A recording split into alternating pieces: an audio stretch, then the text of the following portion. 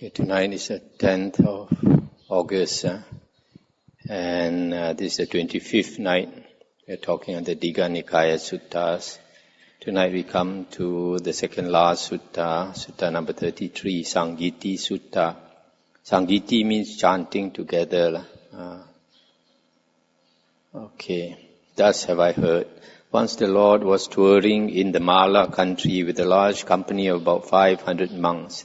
Arrived at Pava, the Mala's capital, he stayed in the mango grove of Chunda the smith. Now, at that time, a new meeting hall of the Malas of Pava, called Ubattaka, had recently been built, and it had not yet been occupied by any ascetic or Brahmin, or indeed by any human being. Hearing that the Lord was staying in Chunda's mango grove, the Malas of Pava went to see him.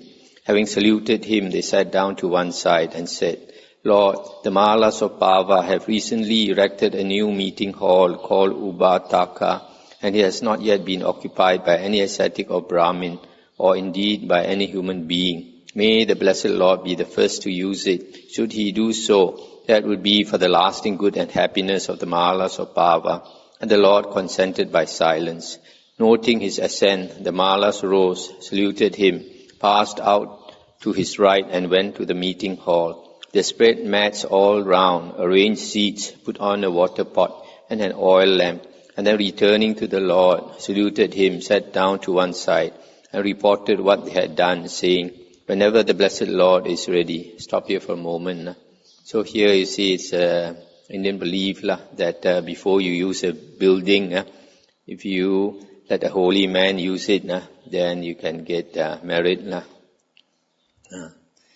Then the Lord dressed, took his robe and bowl, and went to the meeting hall with his monks.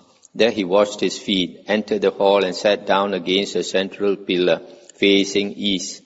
The monks, having washed their feet, entered the hall and sat down along the western wall, facing east, with the Lord in front of them. The Pava Malas washed their feet, entered the hall, and sat down along the eastern wall, facing west, with the Lord in front of them. Then the Lord spoke to the Malas on Dhamma till far into the night, instructing, inspiring, firing, and delighting them. Then he dismissed them, saying, Vasetas, the night has passed away. Now do as you think fit. Very good, Lord, replied the Malas, and they got up, saluted the Lord, and went out, passing him by on the right. Stop here for a moment. So you see the Buddha sat down facing east. It's a yoga tradition. The monks meditate. They face east. Maybe because of the direction of rotation of the earth. And it's stated sometimes if they want to, they can face north or so. And you see when they leave, they keep the Buddha, the right shoulder towards the Buddha. As soon as the Malas had gone, the Lord, surveying the monks sitting silently all about, said to the Venerable Sariputta, the monks are free from sloth and torpor, Sariputta. You think of a discourse on Dhamma to give to them. My back aches, I want to stretch it. Very good, Lord, replied Sariputta. And the Lord, having folded his robe in four, lay down on his right side in the lion posture, with one foot on the other, mindful and clearly aware, and bearing in mind the time to rise. Now at that time the Niganta Nataputta had just died at Pava, and at his death the Nigantas were split into two parties, quarrelling and disputing, etc.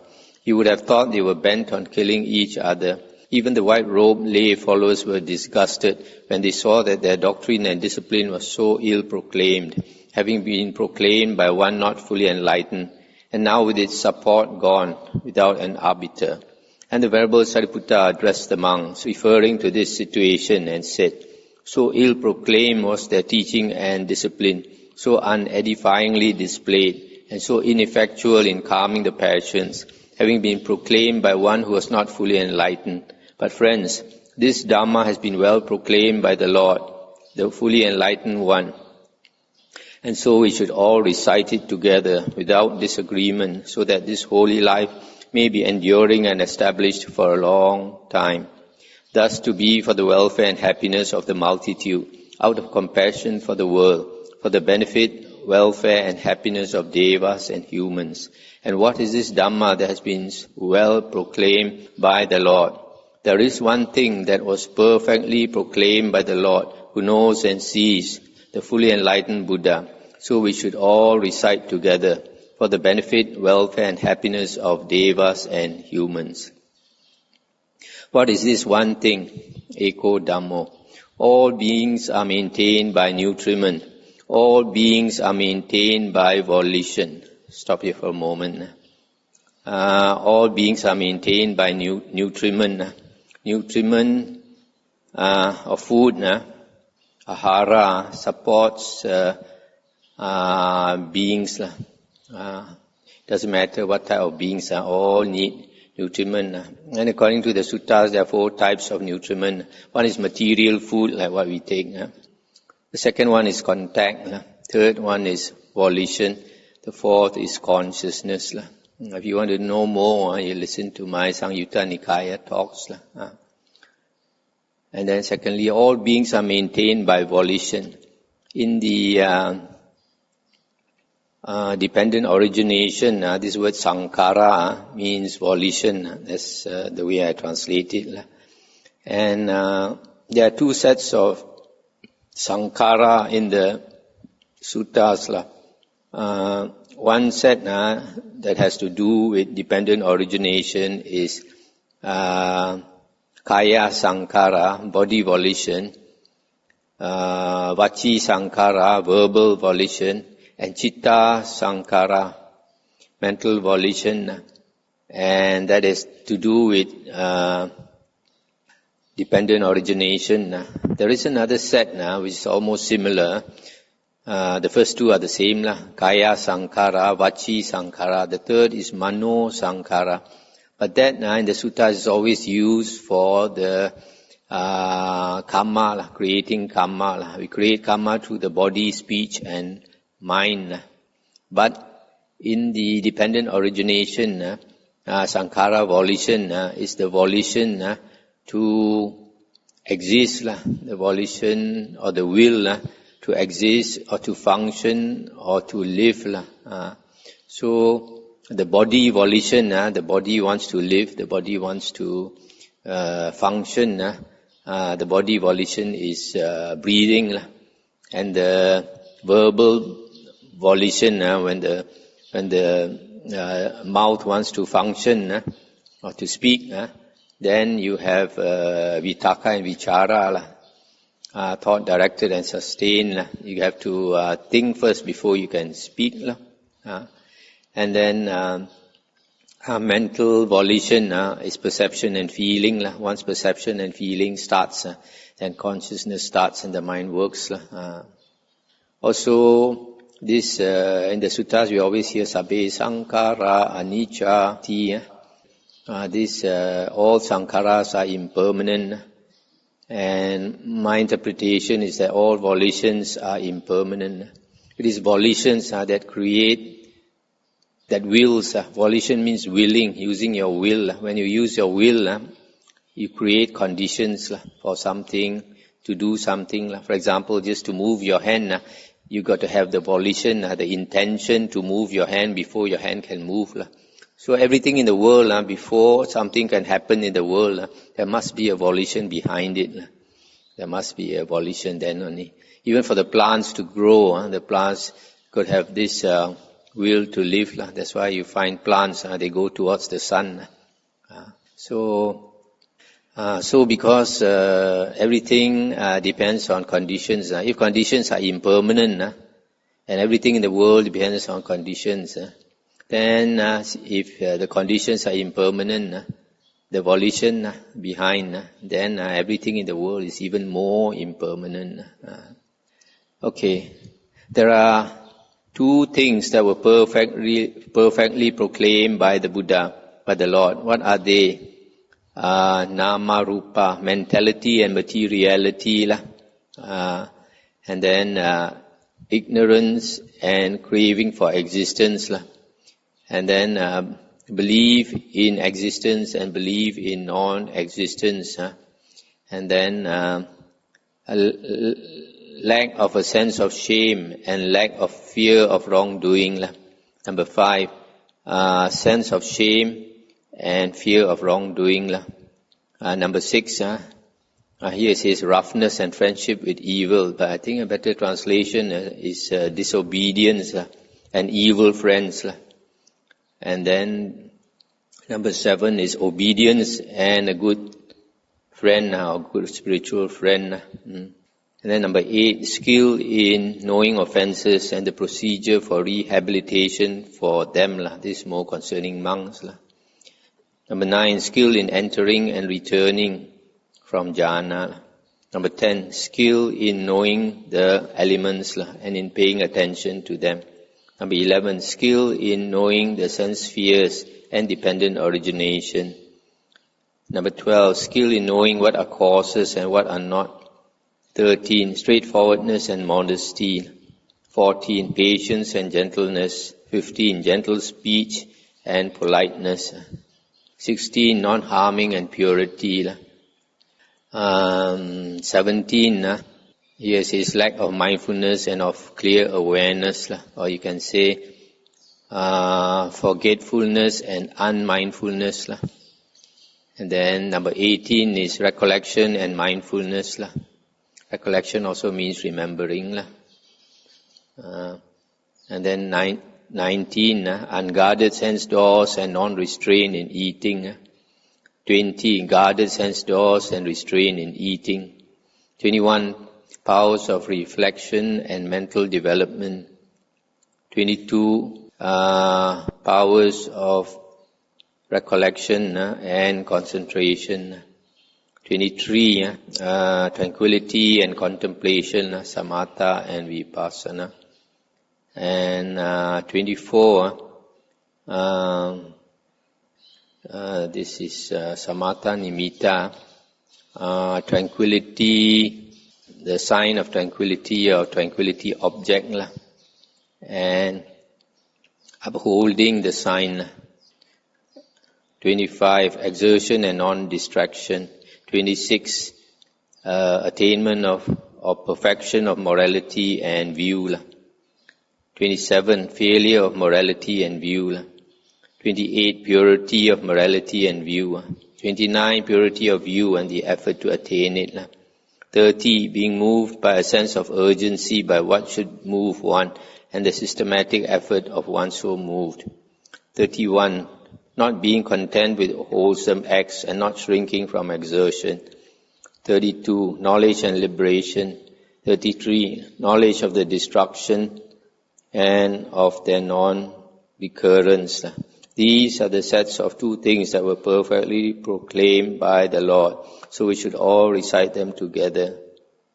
Stop here for a moment. Just comment on some of this. Number 1, mentality and materiality. Nama rupa is the counterpart of consciousness. So it should be the objects of consciousness. Objects of consciousness. We have the mental part and the material part. Number 3 is belief in existence and belief in non-existence after death. Belief in existence is the eternalist. And the belief in non-existence is the annihilationist.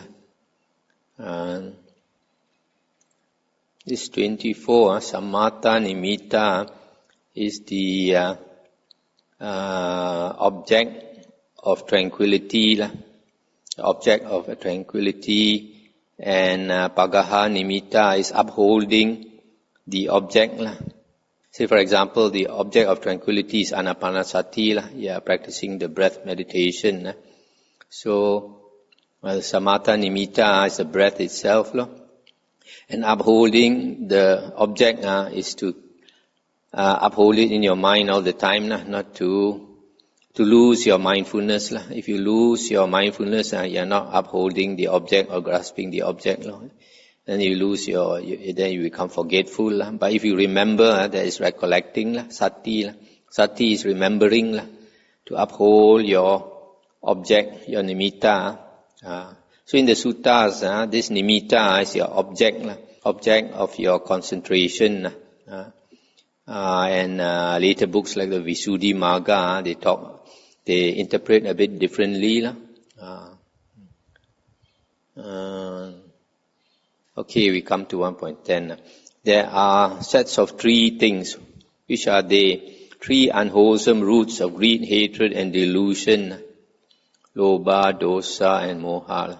3 wholesome roots of non-greed, non-hatred and non-delusion. 3 kinds of wrong conduct in body, speech and mind. 3 kinds of right conduct in body, speech and mind. 3 kinds of unwholesome thoughts, of sensuality, of enmity or hostility, and of cruelty. 3 kinds of wholesome thoughts, of renunciation of sense pleasures, of non-enmity and non-cruelty. 3 kinds of unwholesome motivation or intention, through sensuality, enmity and cruelty. 3 kinds of wholesome motivation or intention through renunciation, non-enmity and non-cruelty. 3 kinds of unwholesome perception of sensuality, enmity and cruelty. 3 kinds of wholesome perception of renunciation, non-enmity, non-cruelty.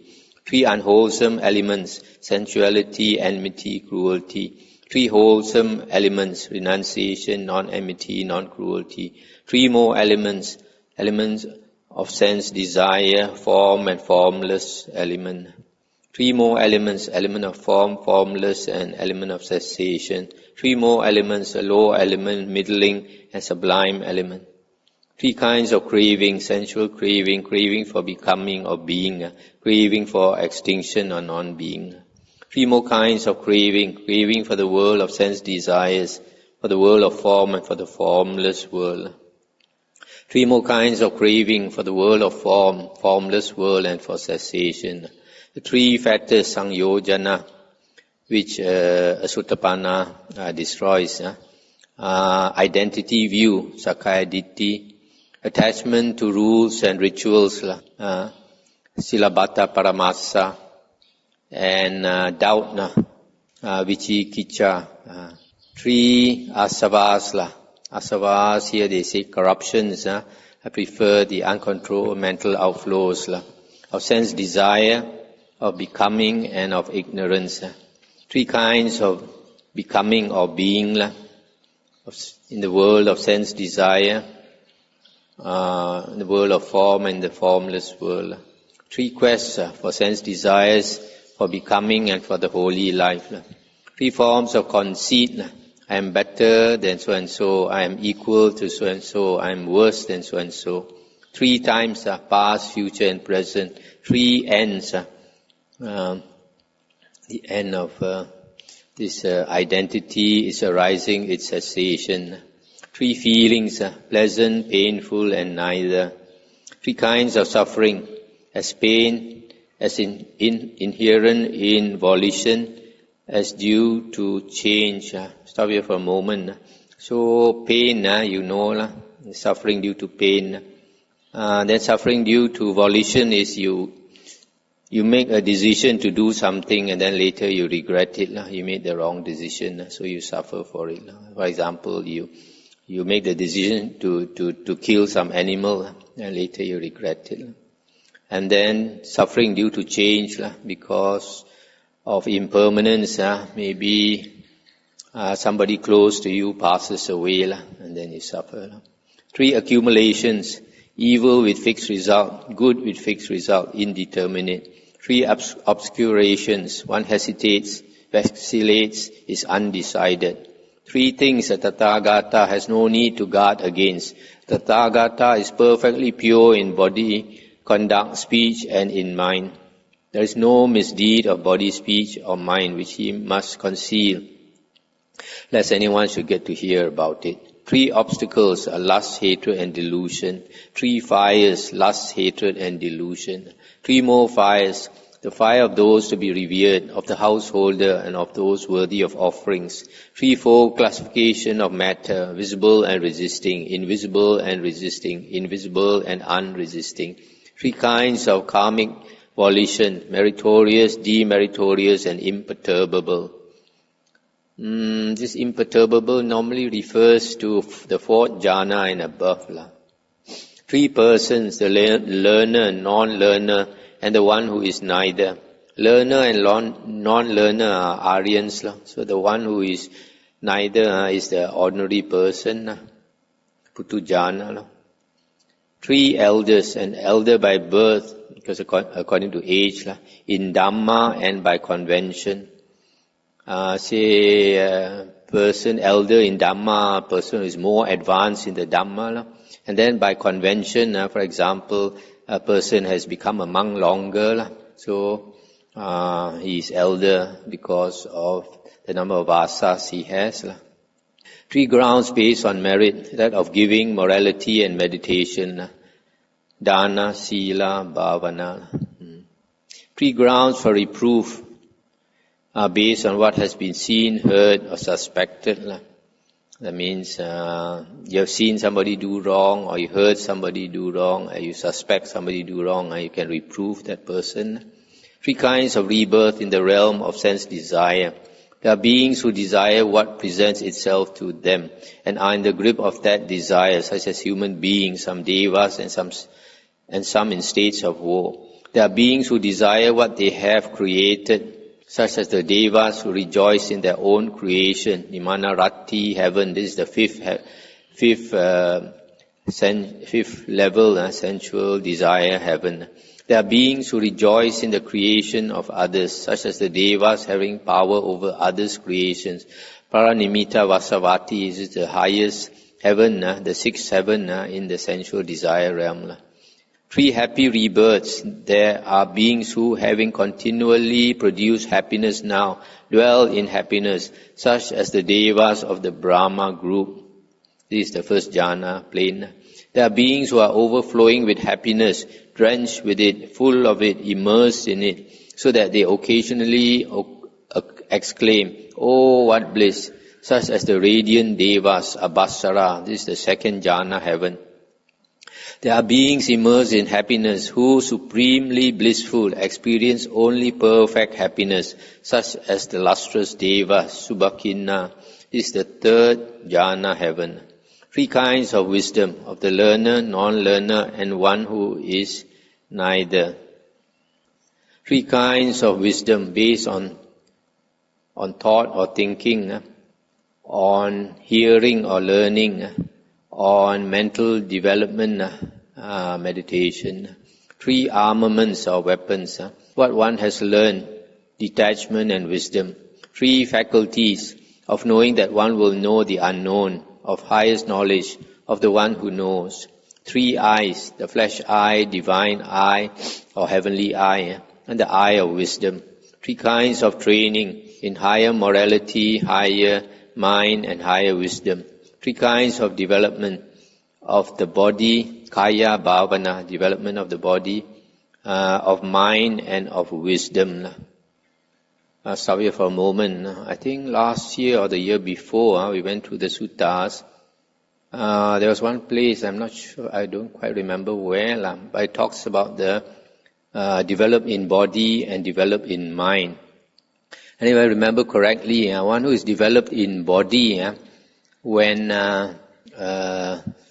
pleasant feeling arises, it does not invade his mind and obsess it. And the one who is developed in mind, when unpleasant feelings or painful feelings are experienced, it does not invade his mind and obsess it. If I remember correctly. This development of wisdom, I don't remember it's stated anywhere. Probably that's the Arahant. Three unsurpassables of vision or practice of liberation. Three kinds of concentration, with thought directed and sustained. With thought sustained but without thought directed. And then the third one is without thought directed and without thought sustained. Three more kinds of concentration on emptiness, the signless and the desireless. Three purities of body, speech and mind. 3 qualities of the sage as to body, speech and mind. 3 skills in going forward, going down in means to progress. 3 intoxications with health, with youth, with life. Stop here for a moment. When we are young, we are very healthy, we are very strong, so we are intoxicated, or we are very arrogant about our health. And when you are young also, we tend to be arrogant of our youth. We think we are very beautiful, we look down on old people who look ugly. And then also people with life, we are also intoxicated with life. Never think that very soon this life force it will go away. Every day is getting less and less and less. 3 predominant influences: oneself, the world, the Dhamma. 3 topics of discussion: talk maybe of the past and of the future and of the present. 3 knowledges of one's past lives, of the disease and rebirth of beings, of the destruction of the asavas. These, stop here for a moment. These are the 3 knowledges the Buddha attained on the night of enlightenment. 3 abidings: Deva abiding, Brahma abiding, and the Aryan abiding.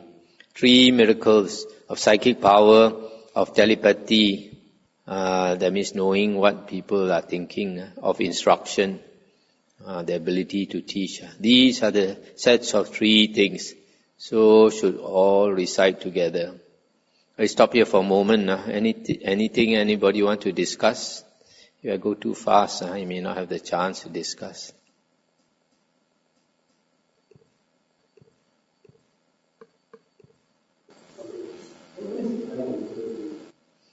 Wisdom is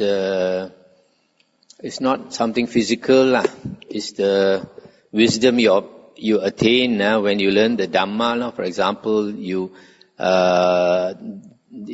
when a person attains the right view, he understands the Dhamma. Then the Buddha calls it the eye of Dhamma. He has attained the eye of Dhamma. That's the eye of wisdom. Sometimes they translate it as the eye of Dhamma. Sometimes they translate it as the vision of Dhamma. Any other thing? Okay, we continue. 1.11. There are sets of 4 things which were perfectly proclaimed by the Lord. The 4 intense states of mindfulness, the 4 satipatthana. Here among abides contemplating body in the body, ardent, clearly aware and mindful, having put aside hankering and fretting for the world. Here abides contemplating feelings in feelings, mind in mind, Dhamma in Dhamma, clearly aware and mindful, etc. Number 2, the 4 great efforts, samappadana.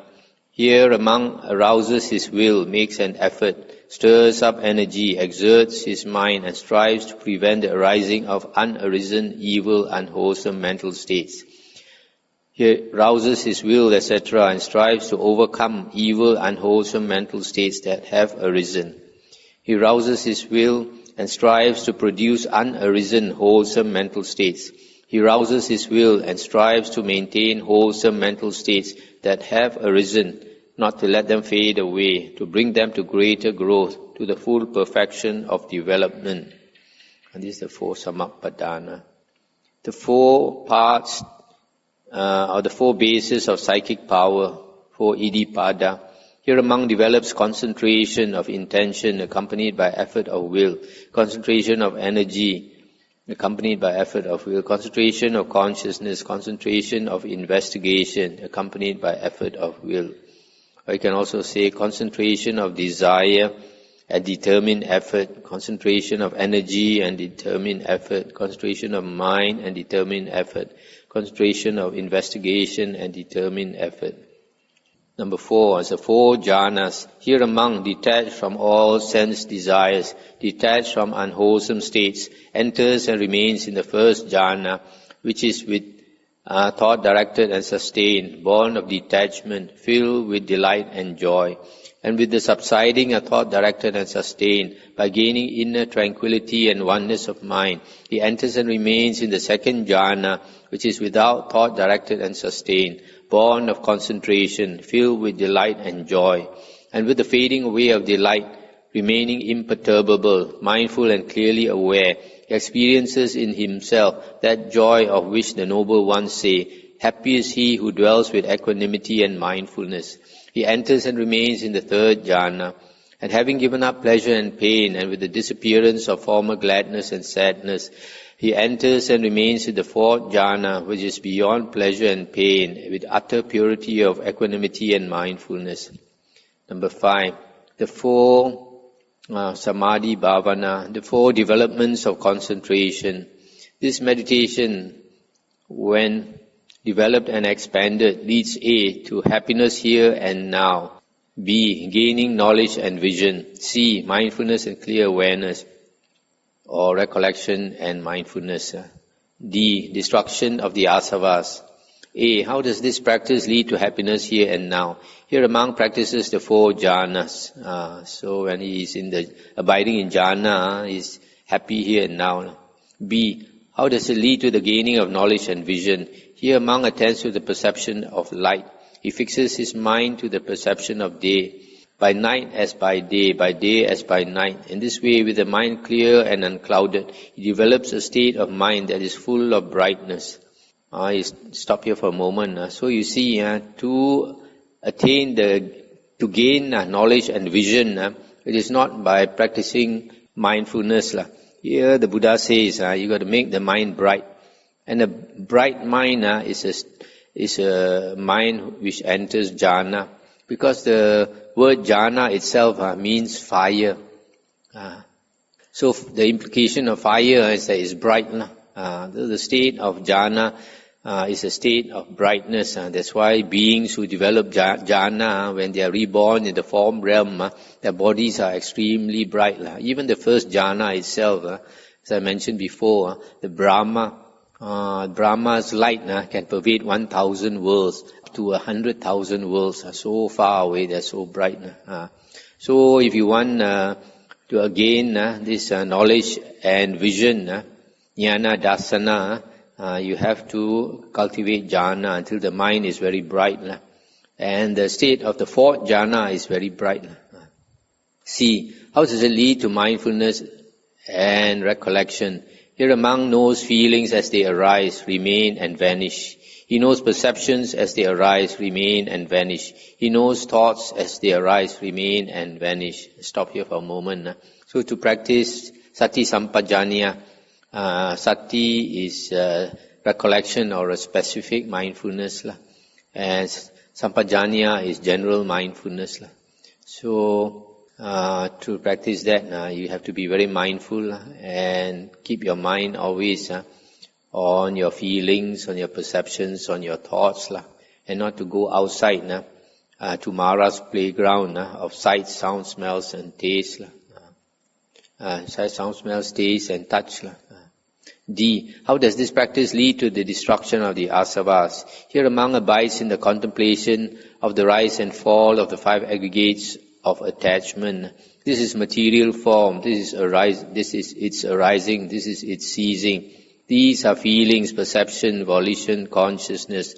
This is how they arise, this is how they cease. So to attain liberation, we have to constantly understand the 5 khandhas, the 5 aggregates that we attach to, form or body, body, feeling, perception, volition and consciousness. Basically body and mind. See what they are like and how they arise, how they cease, and how they are impermanent depending on conditions. Number 6, 4 boundless states. Here among, with the heart filled with loving kindness, pervades first 1 quarter, then the second, third and the 4th quarter. Thus he stays, spreading the thought of loving kindness above, below and across, everywhere, always with the heart filled with loving kindness, abundant, magnified, unbounded, without hatred or ill will, and likewise or similarly with compassion, joy and equanimity. 4 formless jhanas. Here among, by passing entirely beyond bodily sensations. Bodily sensations means the 5 senses. Seeing, hearing, smelling, taste, touch. That means the 5 senses, closed. by the disappearance of all sense of resistance and by non-attraction to the perception of diversity, seeing that space is infinite, reaches and remains in the sphere of infinite space. This is the arupa, the first arupa jhana. So to attain the arupas, your 5 sense doors must close. And by passing entirely beyond the sphere of infinite space, seeing that consciousness is infinite, he reaches and remains in the sphere of infinite consciousness. And by passing entirely beyond the sphere of infinite consciousness, seeing that there is no thing, he reaches and remains in the sphere of no thingness. And by passing entirely beyond the sphere of no thingness, he reaches and remains in the sphere of neither perception nor non-perception. These are the 4 arupas, the 4 supports. Here among judges that one thing is to be pursued, one thing is to be endured, one thing to be avoided, one thing to be suppressed. You have different interpretations of what this means. One thing to be pursued could be wholesome states.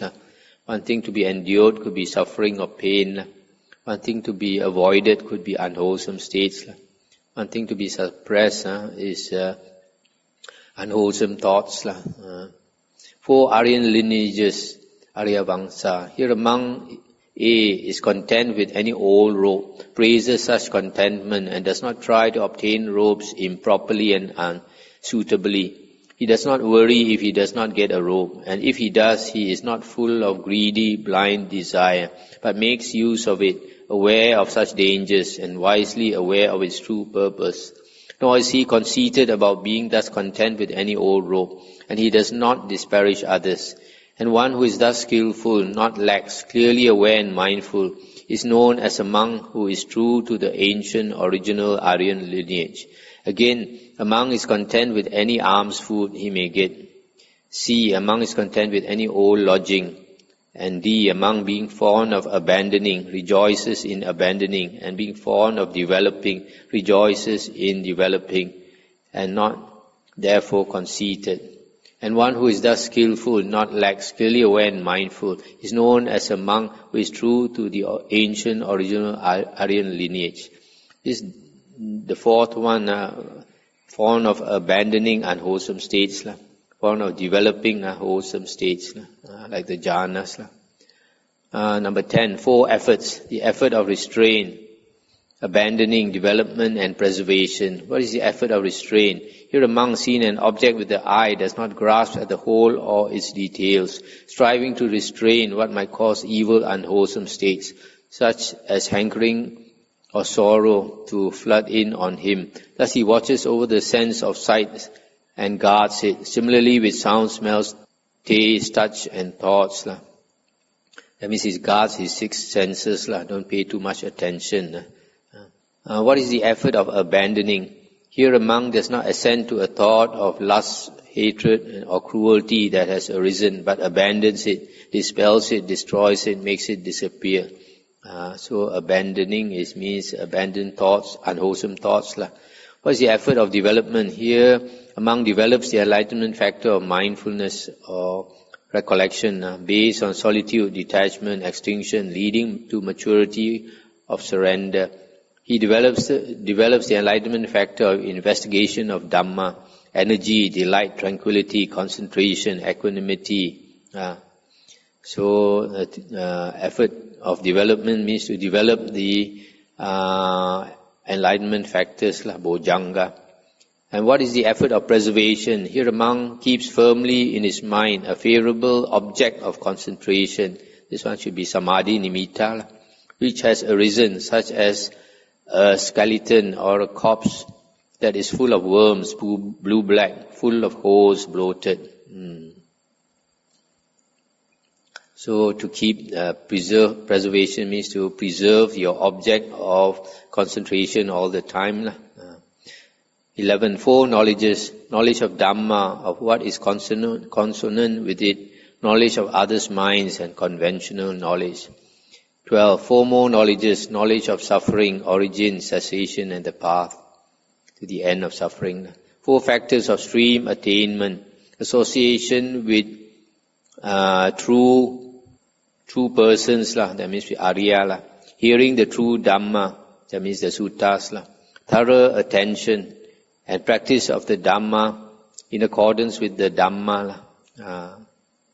So to become a Sotapanna, you have to practice these 4 things. You have to go near an Arya.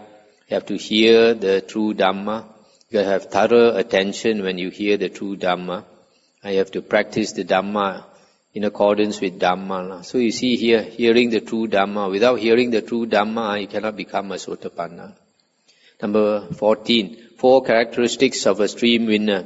Here the Aryan disciple is possessed of unwavering confidence in the Buddha thus. This blessed Lord is an Arahant, Sammasambuddha, endowed with vision, with wisdom, etc. B. He is possessed of unwavering confidence in the Dhamma thus. Proclaimed by the Lord is the Dhamma, visible here and now.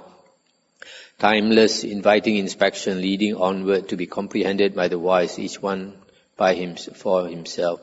C. He is possessed of unwavering confidence in the Sangha. Well directed is the Sangha, etc. D. He is possessed of morality dear to the noble ones, unbroken, without defect, unspotted, without inconsistency, liberating, praised by the wise and conducive to concentration. Stop here for a moment. So these are 4 characteristics of a stream winner. Stream winner or Sotapanna has unshakable faith in the Buddha, unshakable faith in the Dhamma, unshakable faith in the Sangha. And he has the Aryan Sila. What is the Aryan Sila? Aryan Sila in the Noble Eightfold Path consists of right speech, right action and right livelihood. If you analyze these 3 factors, it's basically 7 precepts. 3 concerning the body, not to kill, not to steal, not to commit sexual misconduct. 4 concerning the speech, not to lie, not to carry tales to cause disharmony, not to speak coarse or vulgar words, and not to engage in idle gossip.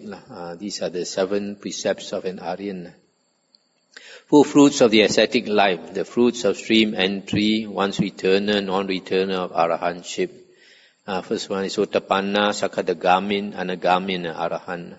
4 elements, earth, water, fire, air or wind. 4 nutriments, material, food, gross or subtle, contact, volition and consciousness. 4 stations of consciousness. Consciousness gains a footing either in relation to materiality, with materiality as object and basis, as a place for enjoyment, or similarly in regard to feelings, perceptions, volition, and there it grows, increases and flourishes. 4 ways of going wrong, through desire, hatred, delusion and fear. 4 arousals of craving. Craving arises because of robes, arms, lodging, being and non-being for a monk. 4 kinds of progress. Painful progress with slow comprehension, painful progress with quick comprehension, pleasant progress with slow comprehension, pleasant progress with quick comprehension. Painful means, stop here for a moment. Painful means these defilements give you a lot of pain. People who have a temper, gives them painful progress. People with lust, sensual desire, also find the holy life very painful. But somebody with not strong hindrances, then these don't disturb him so much. 4 more kinds of progress. Progress with impatience, progress with patience, controlled progress and calm progress. 4 ways of Dhamma, without hankering, without enmity, with right mindfulness, with right concentration. 4 ways of undertaking Dhamma. There is the way that is painful in the present and brings painful future results. Painful in the present and brings pleasant future results. Pleasant in the present and brings painful future results. And pleasant in the present and brings pleasant future results. Stop here for a moment. Painful in the present and brings painful future results. This probably refers to those external ascetics who torture themselves. They do all kinds of ascetic practices which cause them a lot of suffering now. And because of their wrong view, in the future they take rebirth in a woeful plane. B, painful in the present and brings pleasant future results. Like somebody practicing the Noble Eightfold Path and very strict with the Vinaya and all that. So he feels a bit of suffering lah. But because he struggles hard and attains Jhana and all that, so he has a pleasant future result. Pleasant in the present and brings painful future results. These are some of the, for example, the external ascetics. They are naked and then they see each other naked and then they engage in sexual intercourse. So it's pleasant now, but in the future they will suffer. Pleasant in the present and brings pleasant future results. These are those monks whose hindrances are not strong and they easily attain the jhanas. So the holy life is pleasant for them now, and in the future they have a good rebirth again. 4 divisions of Dhamma: morality, concentration, wisdom, liberation. 4 powers: energy, mindfulness, concentration, wisdom.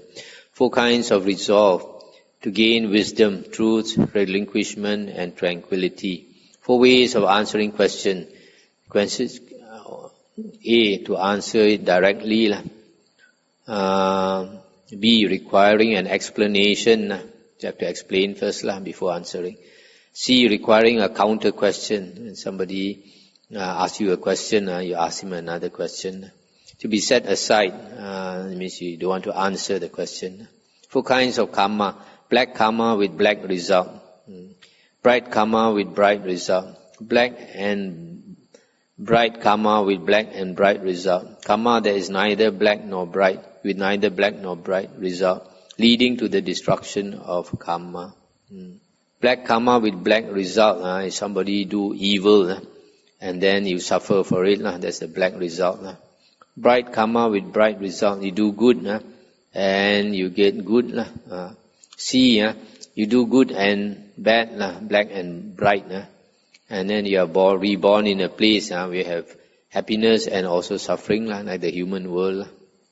Karma that is neither black nor bright, and with neither black nor bright result, is a monk who is not interested to do good and he does not do evil. He strives in the holy life, and then he attains liberation. So there is no more result in the happy or unhappy realms of rebirth. 4 things to be realized by seeing: former lives, to be realized by recollection; passing away and re-arising, to be realized by the divine eye; the 8 deliverances, to be realized with the mental body; destruction of the asavas, to be realized by wisdom; the 4 floods: sensuality, becoming, views, and ignorance. The 4 yokes is the same as before.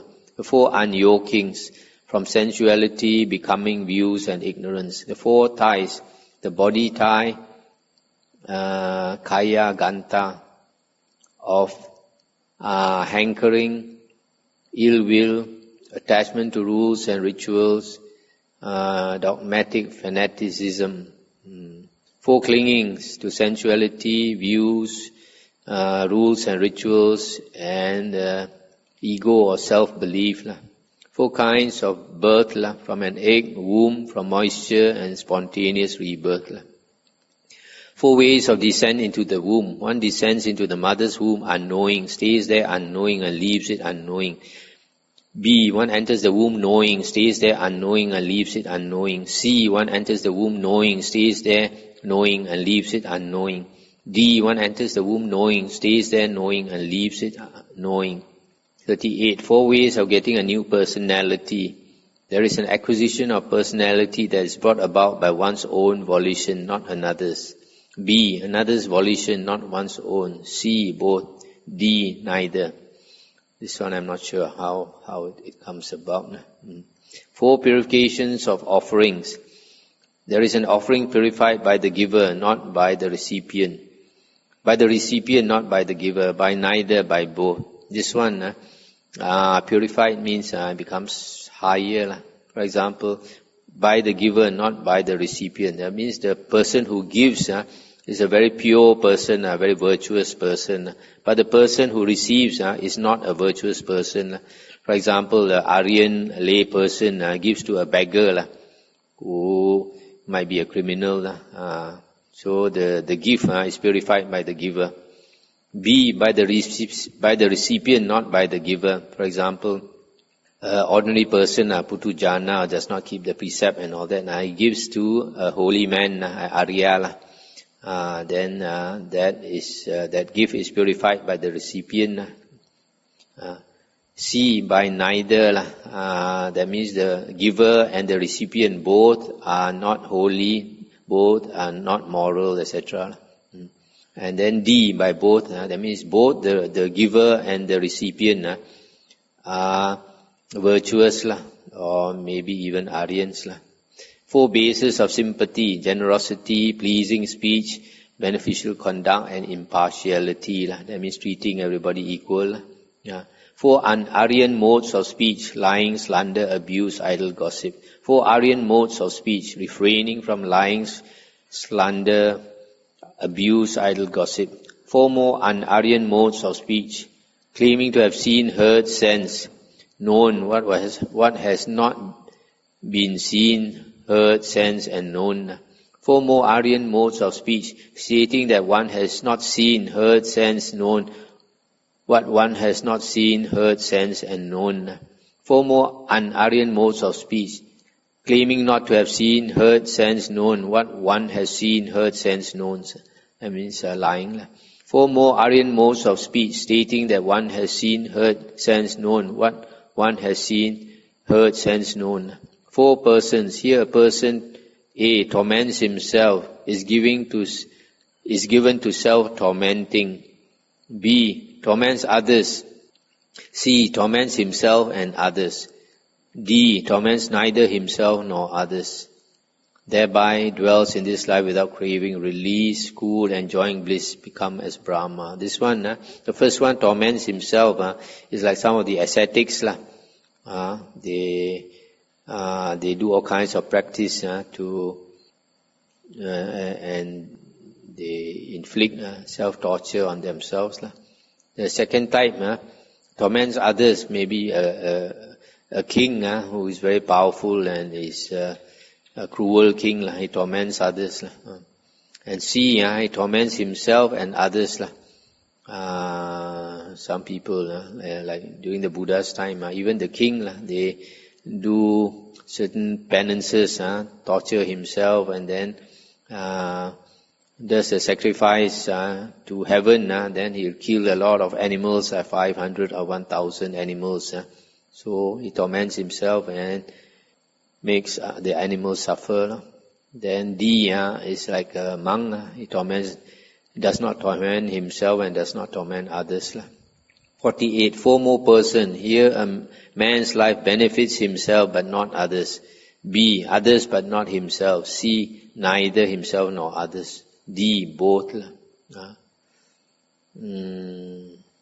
4 more persons. A, living in darkness and bound for darkness. B, living in darkness and bound for light. C, living in the light and bound for darkness. D, living in the light and bound for the light. This one, I guess, living in darkness and bound for darkness. This one is somebody with bad karma. So he's born in a very poor, and he might be a paraplegic and all that. And then because he does bad karma, he's bound for a bad rebirth again, bound for darkness. Then B is person in darkness, bound for light. This one might be somebody under very poor circumstances. Maybe like during the Buddha's time, there was a beggar. He begged for his food and he didn't have money and all that. But he came to listen to the Buddha's Dhamma. After that, he was born in the heavens of the 33. Very powerful. So he understood the Dhamma. Then even though he was very poor and begged for his food, but he lived according to the Dhamma. And maybe he heard the Dhamma and understood the Dhamma and became a stream enterer. C, living in the light and bound for darkness. This is some people who are very rich and enjoying life and every day wine, women and song. But because of bad karma, they're bound for a bad rebirth.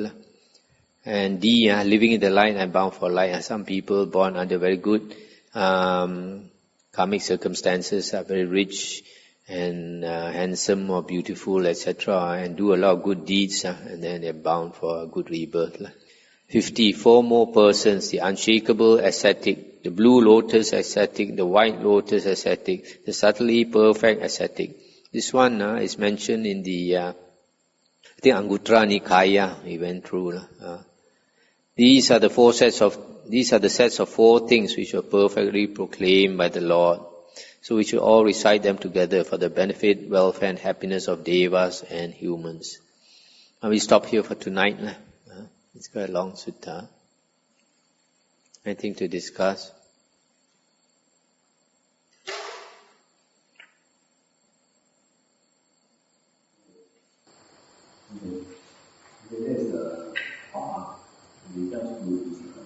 The Buddha to this Ananda, but his request to ordain a nun. So he says that because of the ordination of the nuns, the true Dhamma lasts is 12,000 years. What is it?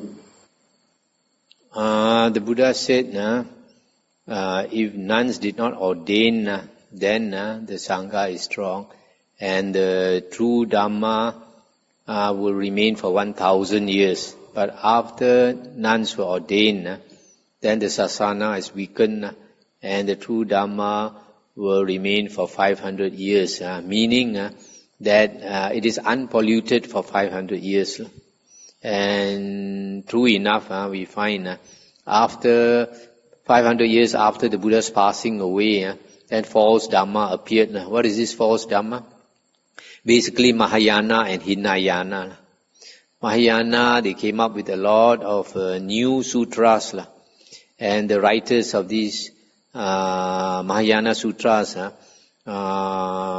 basically were Nagarjuna, Asvaghosha and Vasubandhu. These 3 wrote a lot. The most was Nagarjuna, and he, in his biography, he said that the Buddha hid these sutras, Mahayana sutras, in the ocean, Dragon Palace, and he went down to the Dragon Palace and took it up.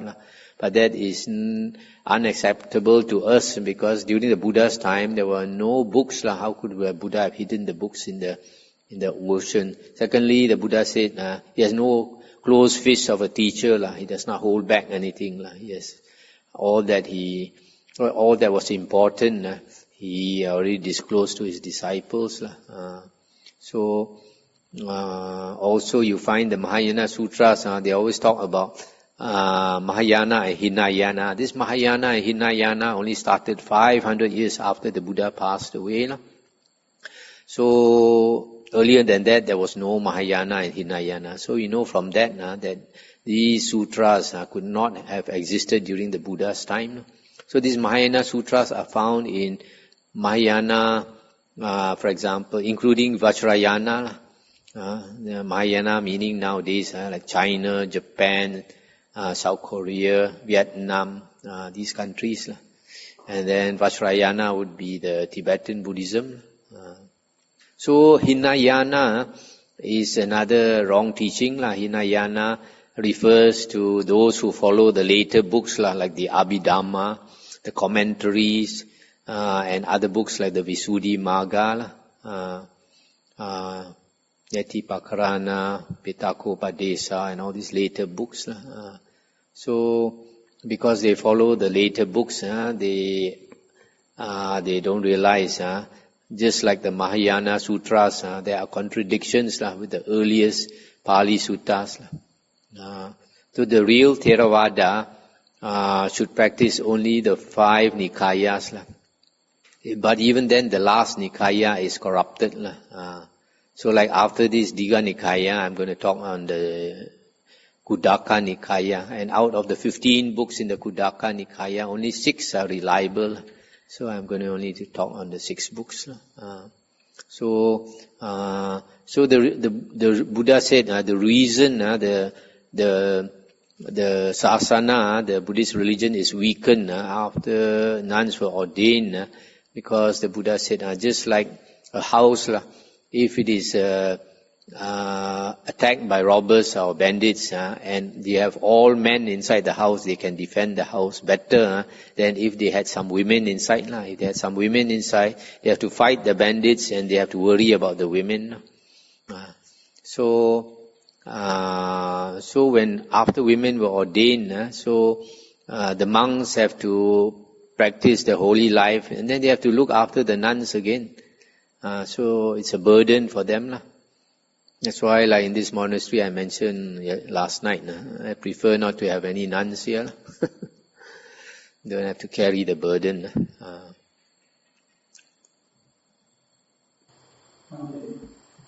A question here. On page 493,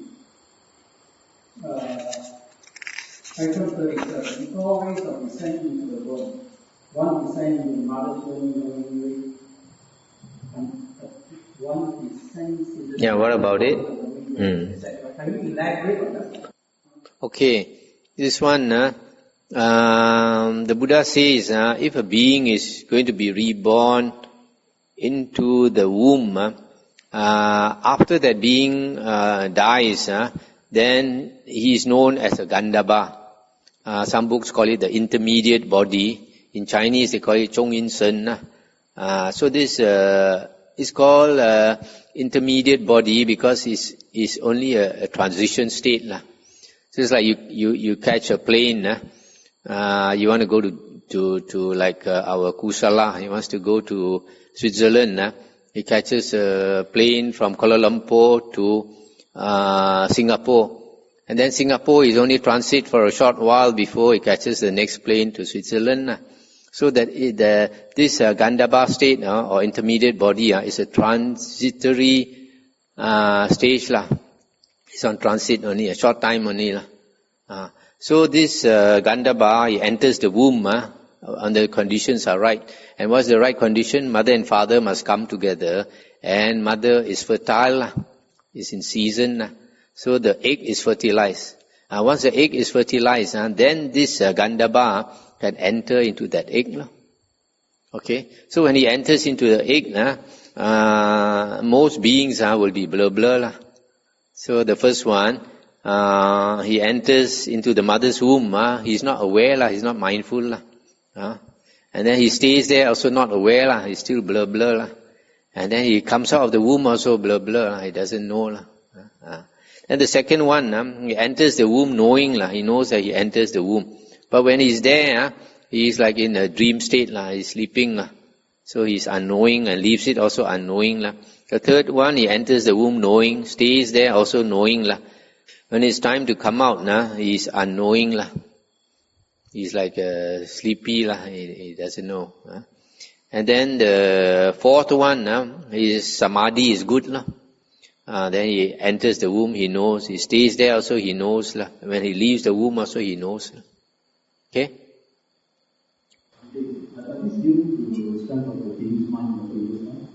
Oh yes. But the question on page 491, right at the bottom. Creating a universe in the mind, etc. Number what? Page 491. 491. Right at the bottom, 4 levels of creating. Okay. What does it mean creating for the last one, being and not being? I guess it refers to being and non-being. It's not form and formless. Let's see what the 1065. Commentary also don't know. It says not some,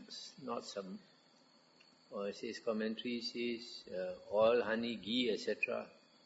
But it says mysterious, not supported by none. Being and non-being. Ropes we know, arms we know. Okay, it could be, I give a guess. Being means the monk, because he knows he's practicing the holy life, the karma generally of a person wears the robe and practices the holy life sincerely. Sincerely means he keeps the precepts and he tries to meditate and all that. But maybe he's not a good meditator and he Being means he wants to be reborn in a beautiful heaven with maybe 500 Devis around him. And non-being means he has excessive desire for liberation.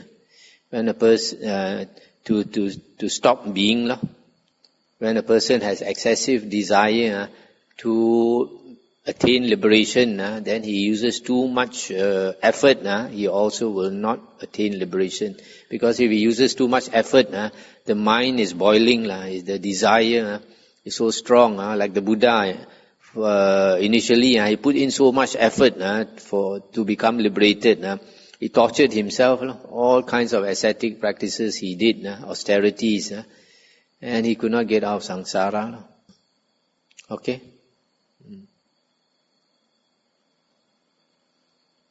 Can you elaborate on the word enmity and cruelty? Say again. Enmity and cruelty. Enmity and cruelty. Enmity refers to hostility, not having metta. That means aggressive. Some people they don't have much metta, so they are very rough, aggressive type of person. Cruelty means wants to harm, want to harm somebody. The first one, the enmity, he has not come to the stage of wanting to harm somebody. It's just that his character is very rough and hostile and don't have metta. It's very kindness and compassion. I thought the person have very kindness and compassion.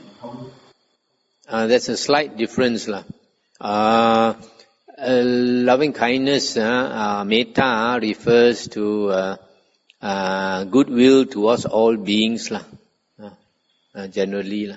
Compassion means you see somebody suffering, and then you feel pity, you want to help. There's a slight difference.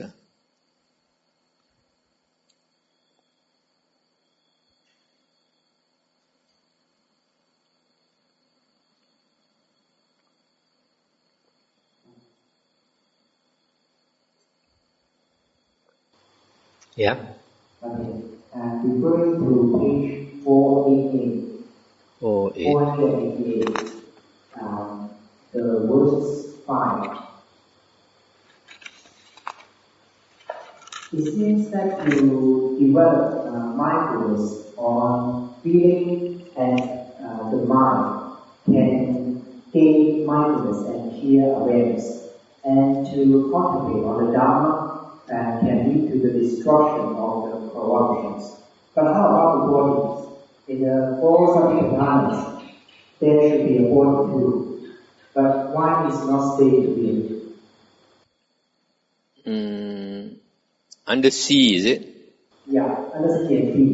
Under C, the contemplation of feeling and perception are mentioned. And under B, the contemplation of Dhamma is mentioned. But how about the contemplation of body? Under D, you have body, the 5 aggregates. Body, feeling, perception, volition, consciousness.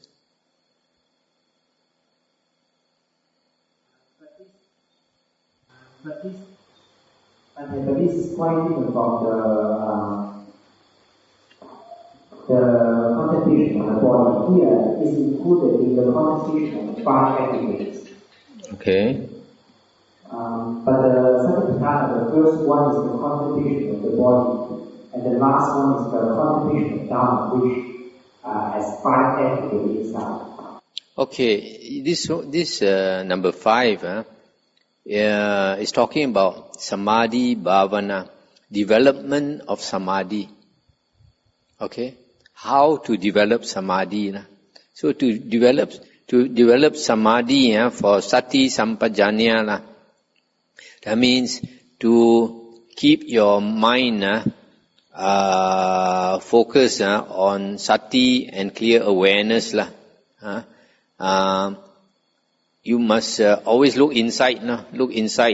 Then, and when your perceptions arise, your feelings, your thoughts arise, you notice them lah, and you notice them go away lah.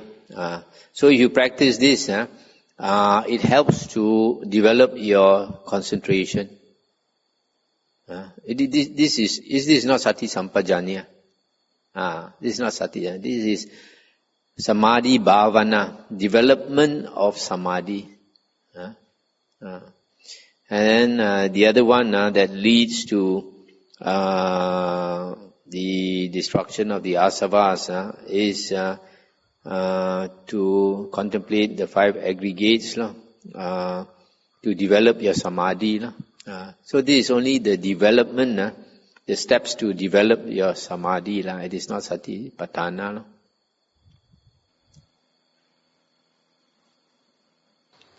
On the same page, and 4 concentrated meditation. Here, one fixes his mind to the perception of day by day. Recently, he fixes his perception to something bright. Yeah. Day and night. Yes. So at night also, his mind lights up like daytime.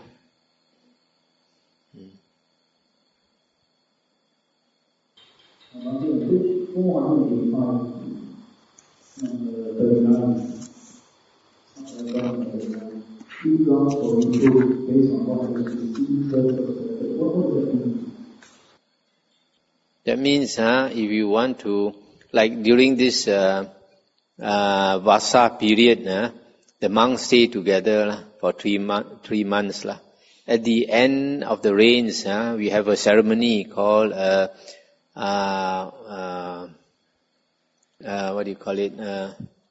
Pavarana. This Pavarana, the monks will invite each other to criticize, to reprove him. So, if you see another monk has done something wrong, based on what you have seen, you have heard, or you suspect that he has done wrong, then you can reprove him, you can criticize him. Okay?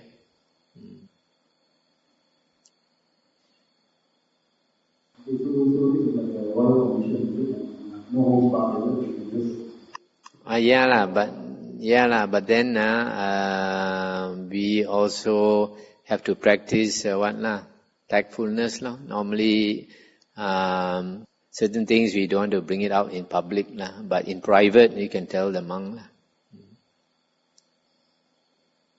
Okay, shall we end here?